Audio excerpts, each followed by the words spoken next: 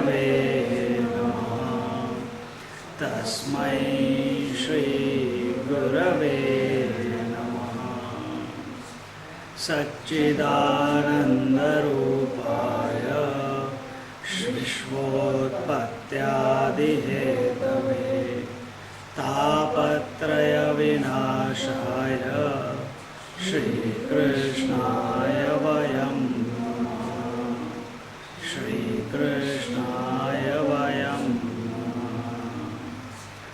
ॐ योऽन्तः प्रविश्य मम वाचमिमां प्रसुप्तां सञ्जीवयत्यखिलशक्तिधरस्वधाम्नाम् अन्याश्च हस्तचरणश्रवणत्वगादीन् प्राणान् नमो भगवते पुरुषाय तुभ्यं। प्राणान् नमो भगवते पुरुषाय तुभ्यं। प्राणान् नमो भगवते पुरुषाय तुभ्यम्।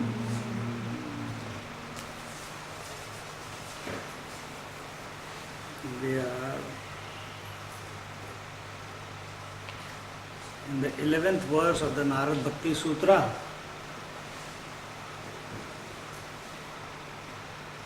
And here, as we said, it is talking about the other topic of udasinata, the indifference. Sutra 11 says, लोकवेदेषु तदनुकूलाचरणं तद्विरोधीषु उदासीनता। लोकवेदेषु तदनुकूलाचरणं तद्विरोधिषु उदासीनता। To perform all secular and religious functions that are congenial to him, and to have total indifference to all actions that are hostile to him. This is indifference.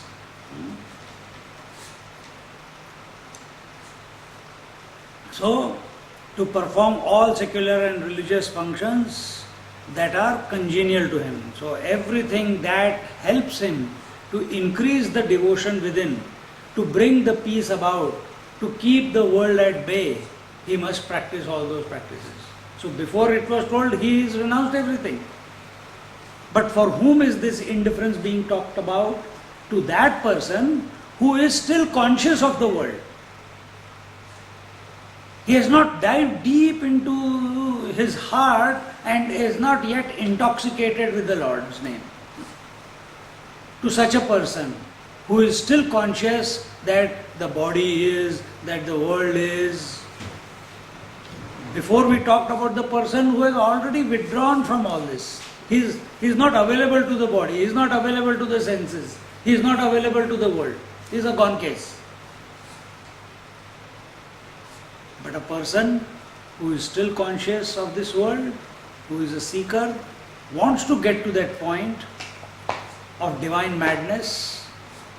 For such a person, the scriptural injunctions, getting up in the morning, doing your meditation, doing your chanting, doing your prayers, all the things, controlling the senses, making the mind single pointed, all these things such a person must practice in his life.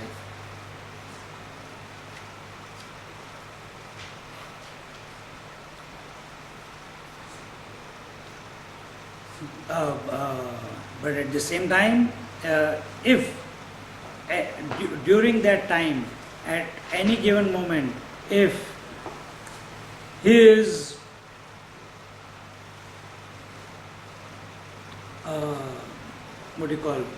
that moment of intoxication or unmattata comes about, and he disregards the duties, he disregards the various injunctions, then he is pardoned, then he is not said anything.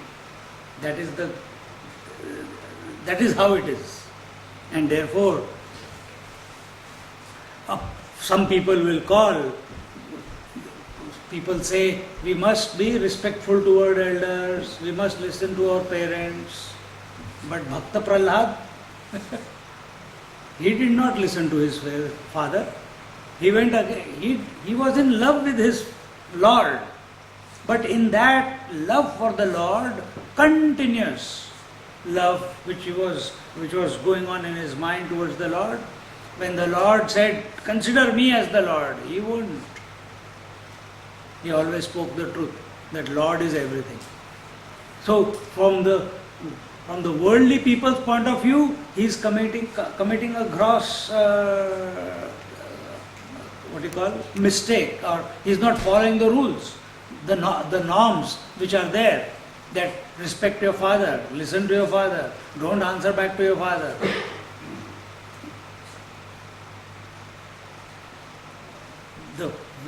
The same way, Vibhishana, who was the brother of Ravana.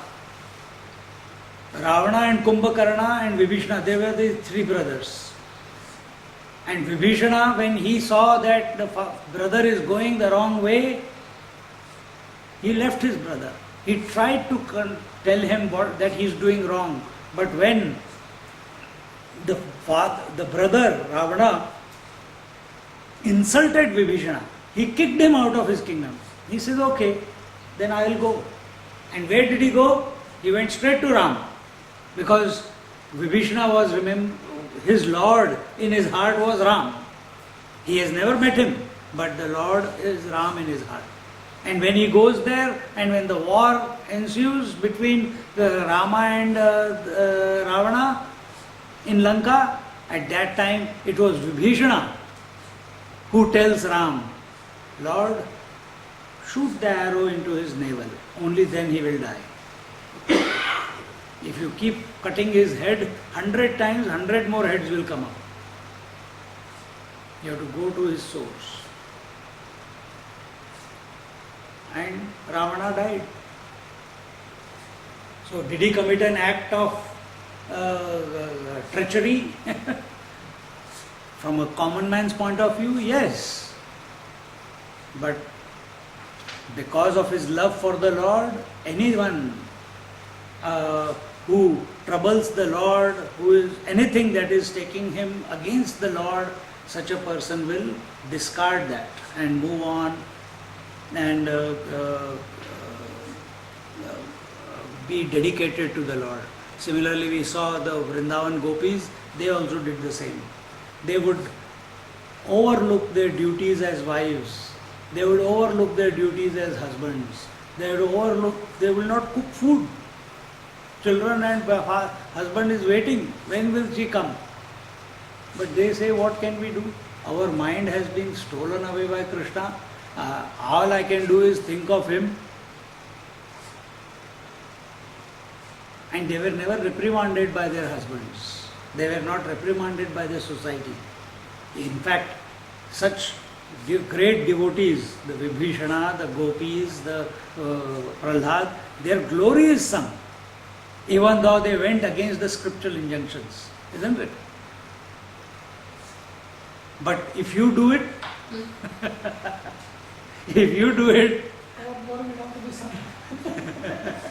a different glory will be sung. It will be sung, but a different one, in a different manner. So why their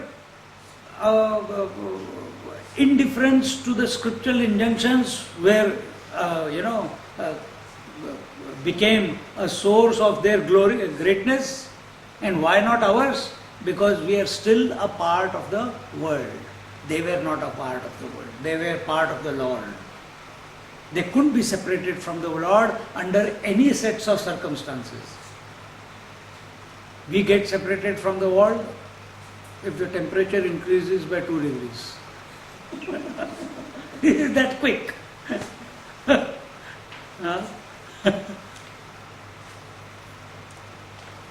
And therefore,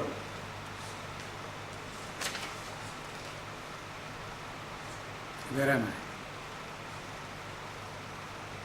I? So, till the love for the Lord grows to such ecstasy within our heart, wherein we are wholeheartedly dissolving, our mind is dissolving, our being is dissolving in the feet of the Lord, as surrender to Him, as love to Him. Till then, we must follow the scriptural injunctions. And when this complete surrender happens, automatically everything will leave. Does the plea of devotion sanction disobedience to the scriptural teachings? Does the plea of devotion sanction disobedience to the scriptures? Narada says in the 12th sutra, Bhavatu nischayadardhya dhurdhvam shastra rakshanam. Bhavatu nischayadardhya dhurdhvam shastra rakshanam. This is a very good point. One is, after having thus decided to live life of wholehearted devotion, let there be protection of the scriptural teachings. Who tells us what are the basic requirements in order to be a devotee? What will help us to come closer to the God? The scriptures. Who tells you about the God? The scriptures, isn't it? So there are two types of devotees. One is the seeker, the sadhaka, and the other is the siddha, the realizer. The devoted one, not just a normal devotee, but the one who is intoxicated and wholeheartedly has dissolved his mind in the Lord. So these two. So he is a siddha and we are sadhakas. So what do sadhakas must do? Sadhakas, the seekers, they must follow the injunctions of the scriptures till they become siddhas. Meaning, till they merge into the Lord. And this way, the scriptures then protect them, the seekers. How does scriptures protect him? If we live a licentious life and whenever we want we take the name of the Lord, yes, the feeling is there inside, I want to surrender. But temptations are also equally in number, more in number out there. And the scriptures say that if you are a seeker and you want to continue on this journey, control your senses, control your mind, do not disturb the world, do not get disturbed by the world. It is not for giving you trouble.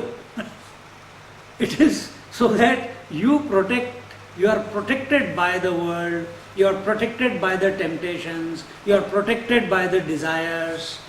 Because when one desire may come up and take you in a wrong direction, you never know. Therefore, just like a small sapling which needs protection in the initial stages, scriptures protect that young seeker as he is growing. They create the various duties that are given, the various injunctions that are given, they are to protect his mind so that it does not get corrupted by the world. On the other hand, the siddhas, how do they, what is the protection that they can offer to the scriptures or scriptures offer to them? Scriptures cannot offer any protection to a siddha. But it is these great masters, it is these great devotees who have surrendered their all to the Lord,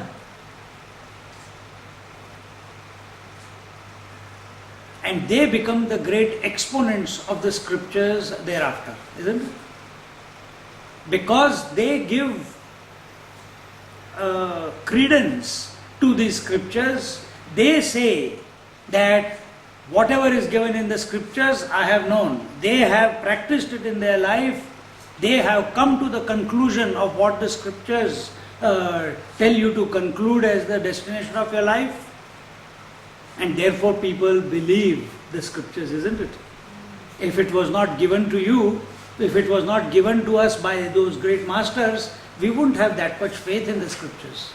Because none of us has experienced the ultimate destination that is given in the scriptures yet. So, a seeker is protected by the scriptures, and the realized masters protect the scriptures by advocating them, by spreading their word, by spreading the name of the Lord. Because what are the scriptures? Nothing but the speech of the Lord. That is what the scriptures are. See? How the scriptures protect the seekers? I just said no. What do scriptures say? Shravanam, Mananam, Nididhyasanam. What do scriptures say? Yama, Niyama, Asana, Pranayam, Pratyahara, Dharana, Dhyan, Samadhi. What do scriptures say? That renounce the world, Vivek, Vairagya, Shatka, Sampatti, Mumukshutvam. Practice discrimination, practice dispassion, practice controlling the mind, practice controlling the senses, cultivate, invoke faith within yourself, learn to endure and forbear, become content. So seekers has also some responsibilities. We have to do the best. So that's what I'm saying. Yeah. If you follow the scriptures, meaning follow what the scriptures are telling you to do, then the scriptures will protect you. That's what we are saying. Clothes are there, they cannot protect you. You have to wear them, then they will protect you. Scriptures are there, just you do puja like they are kept there, and you do a arti every day, nothing is going to happen, they are not going to protect you. You have to put it into your life, you have to practice it in your life, whatever the injunctions are given there, to the best of your ability. Then they start protecting. How? It is not that they come and stand there with a sword in hand. No. They protect your mind from getting involved back into the world. When you are busy, one lady is there, she gets up at 4, here in Melbourne, she gets up at 4 o'clock in the morning, every day. She is now 91, 92. Gets up at 4 o'clock in the morning and quickly takes bath and everything, lights lamp, cleans the altar and sits down and does her japa. And after her japa and meditation, at that age, whatever she can, she sits down at the table and she starts writing Vishnu Sahasranam. No, not Vishnu, Bhagavatam. She is writing Bhagavatam. So it's already written. It's the book is there. You can read it. But she is writing it. Why? To keep her mind busy. If she doesn't keep her mind busy, what will keep her mind busy? Jump. The crap. The junk of the world. And that cannot give you peace and contentment. Writing the scriptures, she understands little bit, but she knows that it is something holy. So she is writing. Another person I know in India, for so many years, she is writing Ram, Ram, Ram, Ram, Ram, Ram, Ram, Ram, Ram. She is so obsessed with writing the name of Ram that she does not have time for watching the TV. She does, if she has to cook food, cut, fatavat, and it always comes out very nice. Quickly make the food, eats food at 6 o'clock. Whether her children and her husband has eaten or not, it's not her concern, that's your problem. Finishes, goes to her room and starts writing Ram. Any free moment, she is writing Ram. Mind is not available to gossip, mind is not available to judge, mind is not available to the desires. This is what we want. This is how scriptures are protecting us, seekers. Provided we follow. And on the other hand, as we said, that the great masters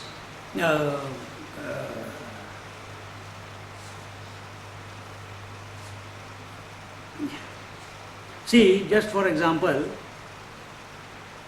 if we follow the road rules, the law protects us, isn't it?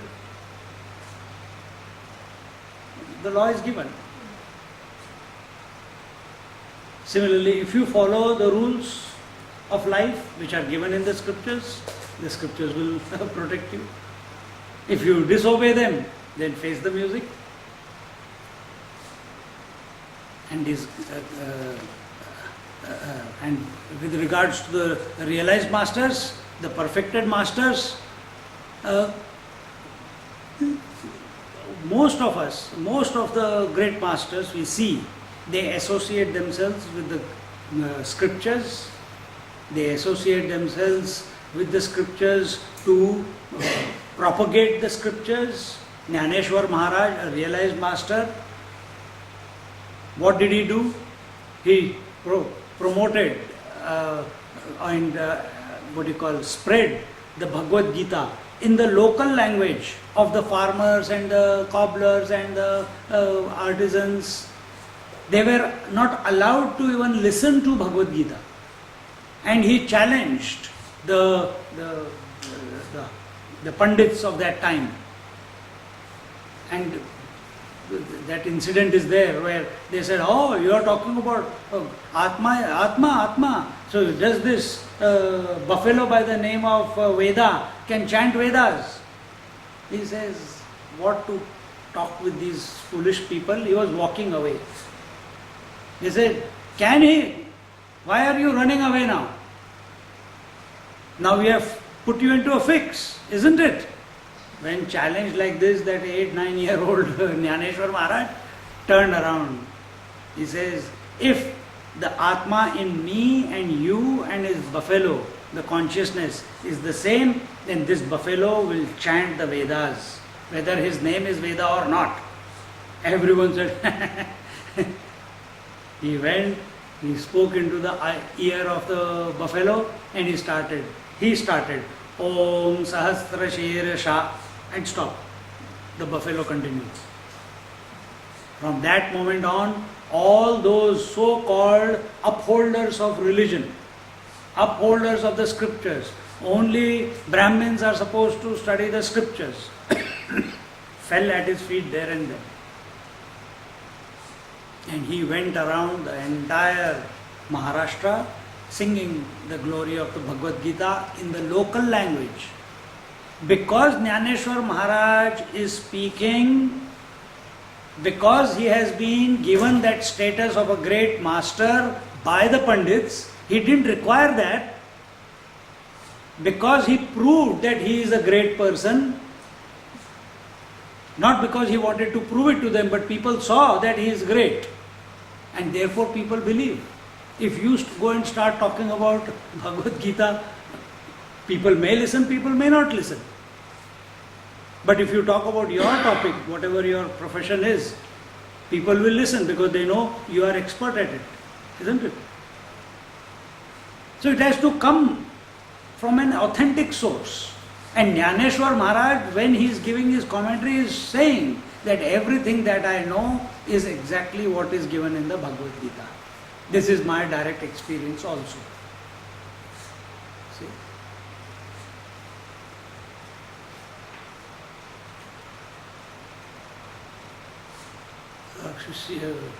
Lord Ram, after having studied in the school for few years, then his father said, okay, now you and your brothers are grown up. I think it's time you go around the kingdom and see how large, how vast our kingdom is.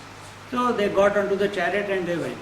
And they built lot of roads, lot of hospitals, lot of guest houses, orphanages, etc., etc. Did lot of work.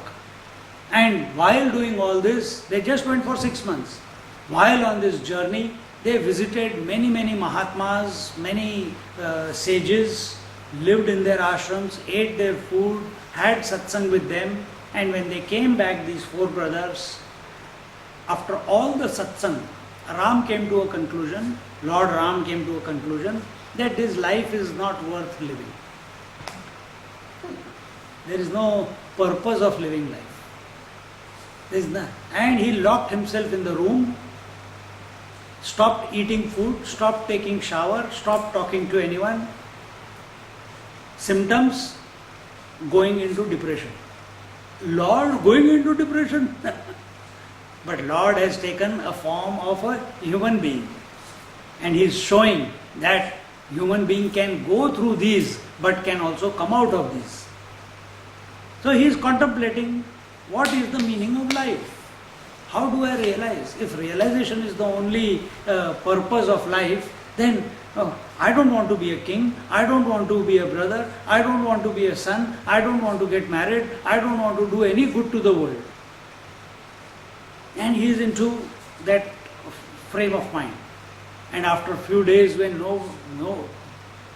everyone tried, he didn't come out. Then they called his teacher, sage Vashishta, and he came. He said, Ram, the moment he heard his voice, he has Guru Agya, he can't stop, he had to open, he opened. Guru Maharaj said, first go take shower, took shower, first eat food, ate food. For so many days, 7 days he did not eat any food. He said, eat food, ate. Now ask me what your problem is. And that dialogue between Ram and sage Vashishta is called the Yoga Vashishta. 300,000 verses. 300,000 verses. Bhagavatam is only 100,000.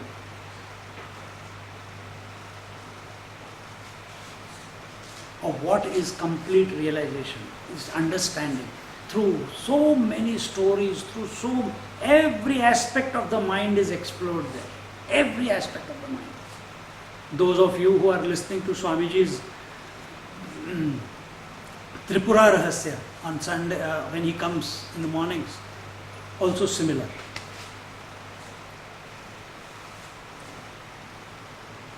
So now he has experienced it, he was renouncing everything, but now having come to know,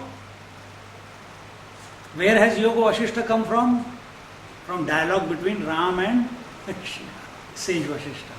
Therefore it is important. Therefore we study it.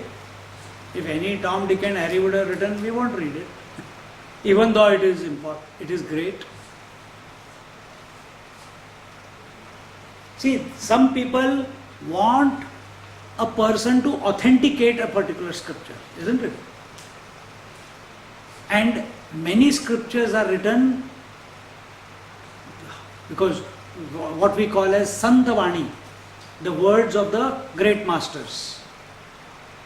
They become the scriptures.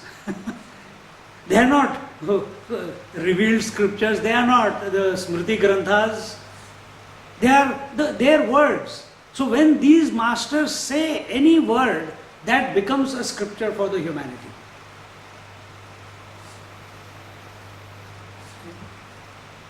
And in this way, they protect the scriptures. But why should we obey the scriptures? Why can't a devotee who has surrendered himself to the Lord live freely, obeying none other than the promptings that rise in his own heart? Such a doubt is possible in the heart of a student. And therefore, Devarishi Narada tells in the 13th Sutra, Anyatha patitya ashankaya Anyatha patitya shankaya, or else there is the fear of fall from the spiritual path. Therefore we must follow the scriptural injunction.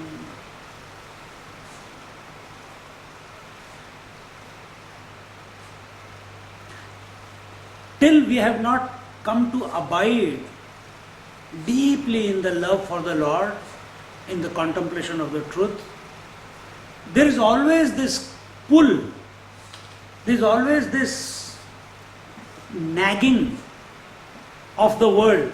Please give me attention, please give me attention, please give me attention. You are sitting here, the pain is nagging away at your mind, please give me attention. Thirst is nagging away at your mind, please give me water. Food is nagging away, please give me, please satiate me. Isn't it? So until unless we have not come to that stage, the world is continuously nagging at you and demanding attention. And somewhere you can protect yourself only to a certain extent. Eventually you will fall. Why? Because the value that we have given to the world has not been replaced by the love of the Lord yet. For some time you can protect yourself, but not continuously. Because you are not living in remembrance of the Lord 24/7. And that will only happen when you are totally intoxicated with the Lord's name, with the divine theme, with the contemplation of the Lord. And therefore, till then, it is very necessary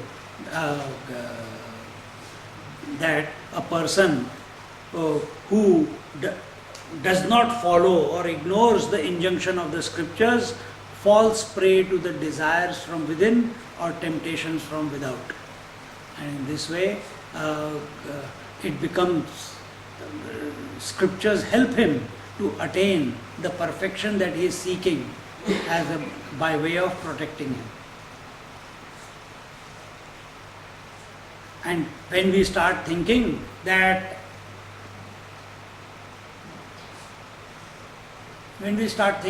I am going to listen to my heart, what it says. How do you know your heart is telling you the truth? One day, from childhood till now, it has always deceived you. Before it was attached, the heart said play with the toys. Then it said play with, while instead of study you play outside. Then it says play with the, fall in love with the opposite sex. Then it says fall in love with the children. When the going got tough, then he said, okay, now let's go after the Lord.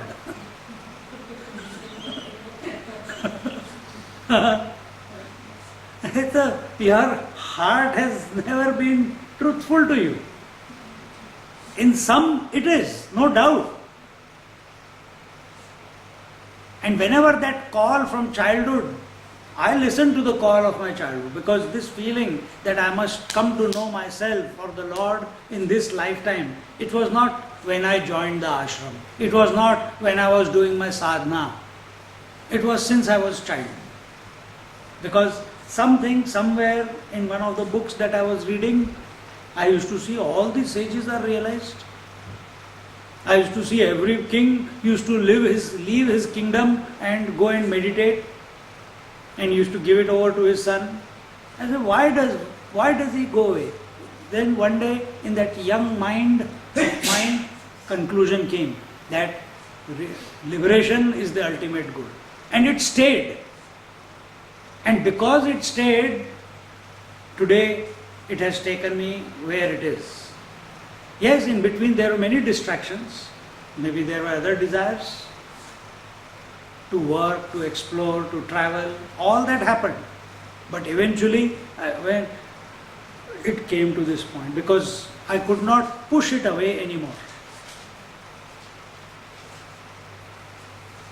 And therefore, here it is. Again we come to that same point. As long as there is consciousness of this world, there is identification with this body, consciousness of the world expresses in you as consciousness of the body, that you are identified with the body, that you feel that I am the body.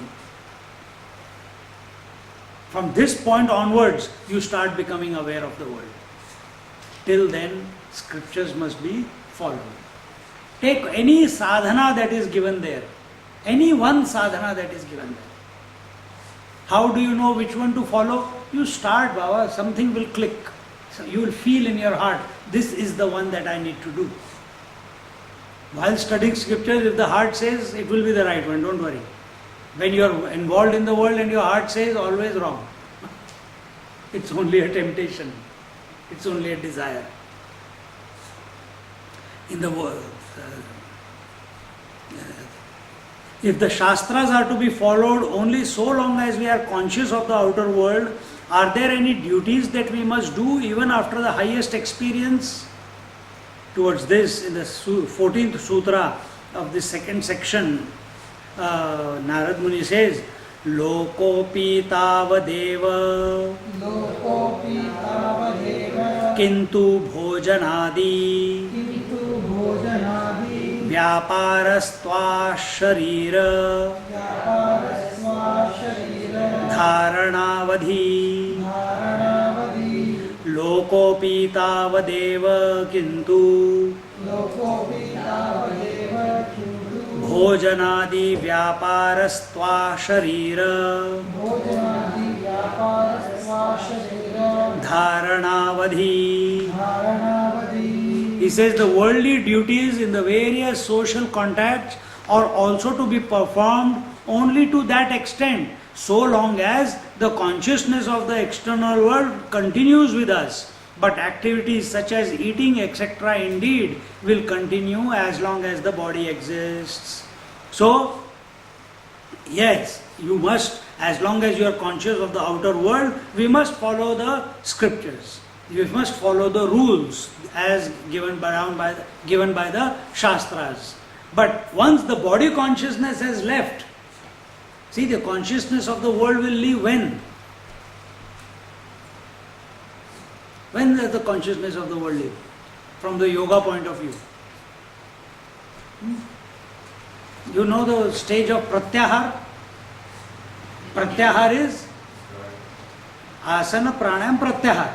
Pratyahar is the stage where the mind of its own accord is not leaking out of the senses into the world. Such a yogi, such a devotee, such a seeker is sitting, eyes open, looking at the most beautiful thing. But mind is not available to that most beautiful thing. See? So at this stage, here it is told, till this point you must follow the rules.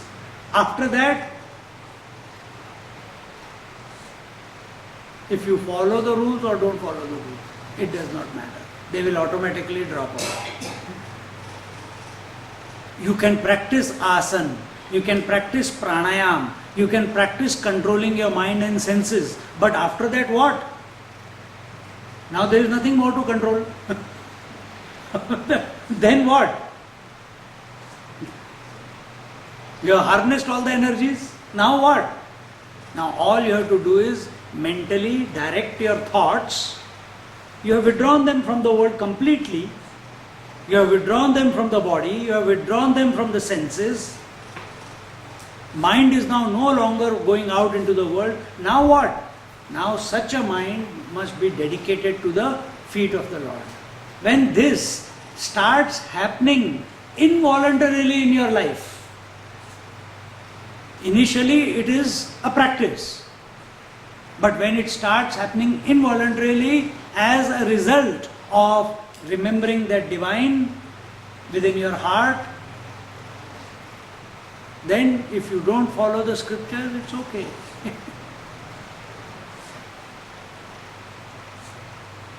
Because then all the duties will leave the seeker by itself.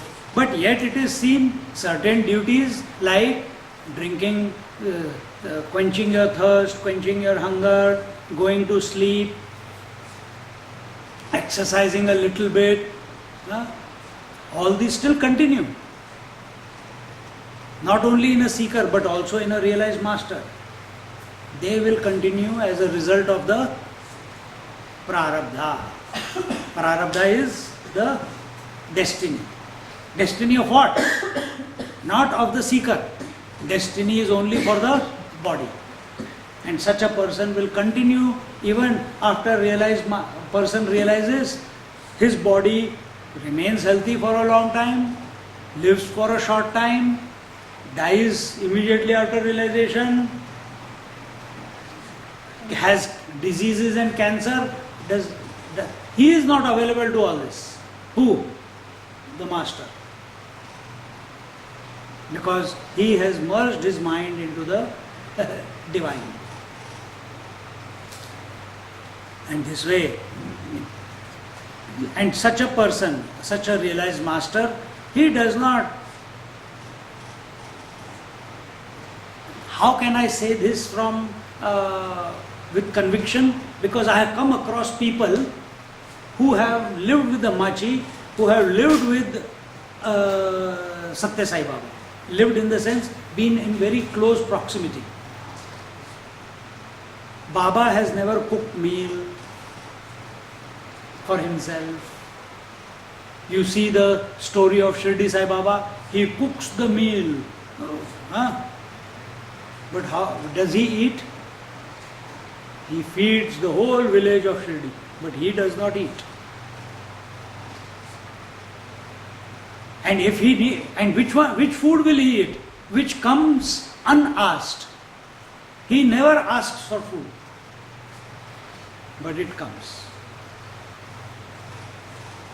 In Ramanashram also, if you read the biography of Annamalai Swami, there he writes that it was such a strange situation that I used to help he was helping the Raman Maharshi to build the kitchen and the dining area. I think the old one has been broken and now new is made. So that was being made. And whoever used to come to the ashram to meet him, they were fed the lunch and dinner. And no money. From where will the food come? So they go to Raman Maharshi. Today this vegetable is there but rice is not there. Today rice is there but vegetable is not there. Today this is not there. Today salt is not. You make whatever you have. But a point came, Swami, only one more day, one more meal food left. What do we do afterwards?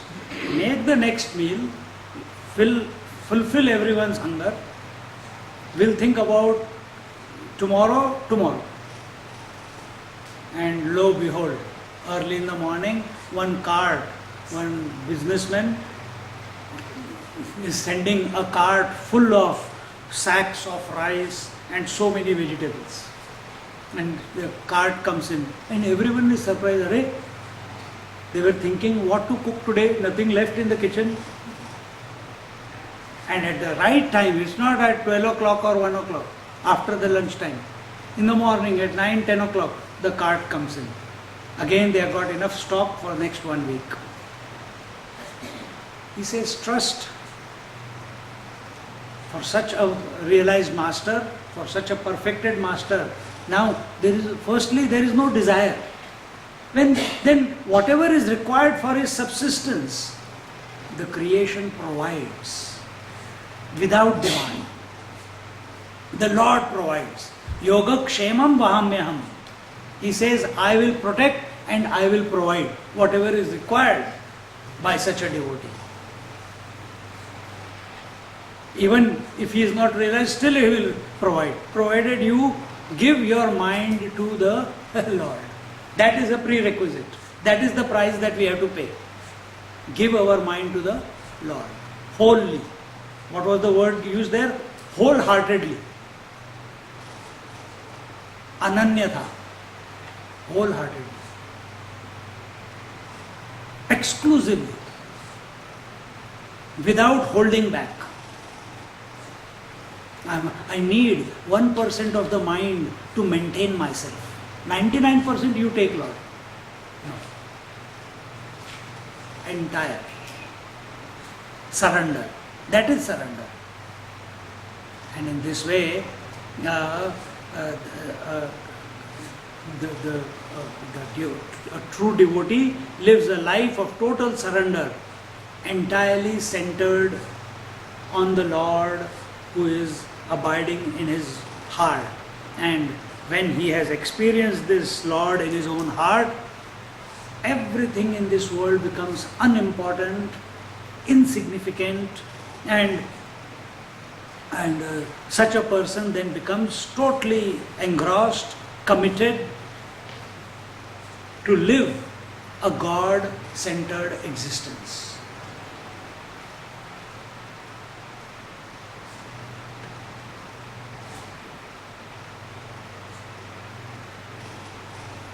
This is our destination.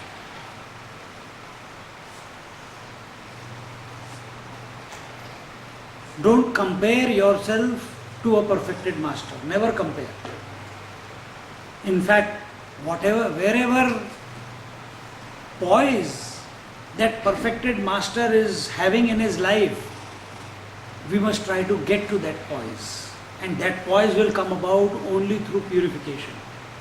Only through God realization. And for that God realization, the prerequisite is your mind should be available to the Lord. For the mind to be available to the Lord, begin. There is no right and wrong time to begin the name of the Lord. When I had made a commitment to take the name of the Lord for 24/7, the doubt came. Should I take the name of the Lord when I am on the toilet seat? Should I take the name of the Lord when I go to the loo? Once the thought came, but then I said, how does it matter? Everything is He and He alone. I am not going to compromise taking His name because of these physiological activities that I have to go through. I'll keep taking His name. If He wants to punish me, He can punish me. Fearlessness came. Why? Because the love for the Lord was more important than these activities. Om Purnamada Purnamidam Purnahat Purnamudachyate Purnasya Purnamadaya Vavashishyate. Om Shanti Shanti Shanti. Harihi Om Shri Gurubhyo Namaha. Harihi Om.